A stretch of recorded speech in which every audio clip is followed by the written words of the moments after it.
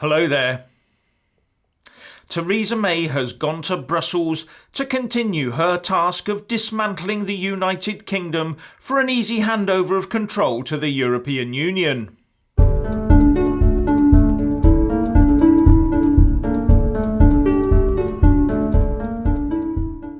We are all, of course, just sat here waiting to see how long the EU will order Theresa May to remain in the EU tonight as they ponder how to squeeze us dry using our weak-willed or willing Prime Minister.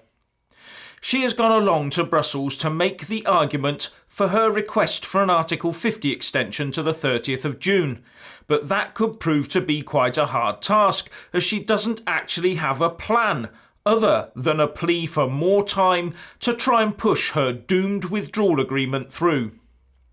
The EU are never going to allow an extension that makes the UK have MEP elections, then has us leave prior to the start of Parliament. That's just a nonsense.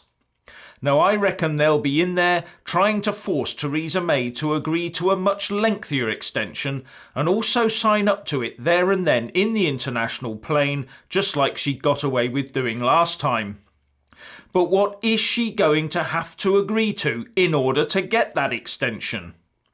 The bare minimum will be about £1 billion a month that we heard about just before the last short extension. One of the problems for Mrs May here is that if she does accept an offer that goes beyond the 30th of June, she will be called upon to resign before we got to that date, because she once said, "The government intend to bring forward proposals for a third meaningful vote. If that vote is passed, the extension will give the House time to consider the Withdrawal Agreement bill. If not, the House will have to decide how to proceed. But as Prime Minister, I am not prepared to delay Brexit any further than the 30th of June. But then again, how many times did she say we would leave the EU on the 29th of March? And here we are still very much joined at the hip.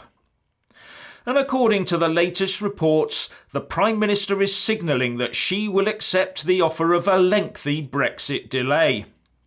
But it seems this is in the hope we would leave earlier if her rotten withdrawal agreement, vassalage treaty and political declaration get through Parliament, as well as the withdrawal agreement bill making its way through to royal assent, so she could then ratify the whole deal. And she wants to get this done before we are forced to actually hold EU elections. I would say there just isn't time for all of that. And all that leaves me gobsmacked. Her party is unravelling before her eyes. She's had her withdrawal agreement UK colony status treaty comprehensively rejected 3 times, and our international reputation is being publicly shredded for all to see. But she's so desperate now, I reckon when she gets back from Brussels, we'll find she's traded the extension for the keys to Kent, or maybe the crown jewels or something.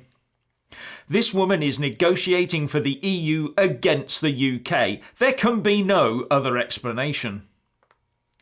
Now yesterday I did a video where I made the argument that despite all the hype, the Yvette Cooper Act that went through Parliament to law in 3 sitting days and was designed to stop a no-deal Brexit was a total waste of time and effort, as it changed nothing and did not constrain the Prime Minister. So it was nice to see an article by Geoffrey Howe QC on the Lawyers for Britain website and in the Telegraph saying the same thing. To be fair, he wrote his and published it while I was still producing my video yesterday afternoon and evening, so I never saw the article until earlier today. The crux of this matter is our MPs and the Speaker bent the UK Constitution to get that Act in place, then passed the motion the PM was required to table, but without amending it. I said, so given all I've said above, if I'm right, MPs have just used up a one-shot only Act of Parliament so as to order Mrs May to do exactly what she is already doing. Masterful. And it's summed up by Martin Howe as, that motion having been passed, the Act merely obliges the Prime Minister to do what she wanted to do anyway. And my assertion that any extension would be down to a decision to do so by the PM herself and nothing to do with the Act is also agreed by Martin Howe.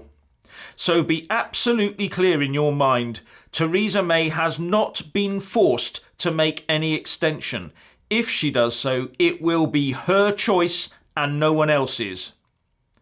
Now, what should really worry voters out there is that Yvette Cooper's bill was put together and presented by some very experienced parliamentarians and also supported through the whole Commons and Lords procedures by politicians who are highly qualified barristers and solicitors, as well as the Speaker, who oversees the whole process.